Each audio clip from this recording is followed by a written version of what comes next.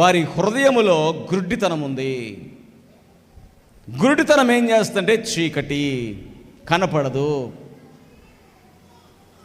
బాబు ఇదిగో ఈ మార్గంలో వెళితే నీకు ఊరు వస్తుందయ్యా అని చెప్తే కనపడేవాడు ఏం చేస్తాడంటే ఆ మార్గము గుండా వెళ్తాడు. అది గుడ్డివాడైతే ఏమైపోతాడు?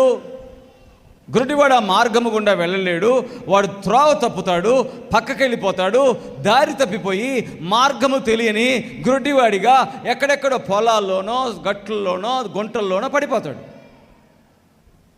దేవుని వాక్యం అంటుంది, ఈ యుగ సంబంధమైన దేవత ఆ అవిశ్వాసుల యొక్క మనోనేత్రాలకి గుడ్డితనము కలుగజేసింది.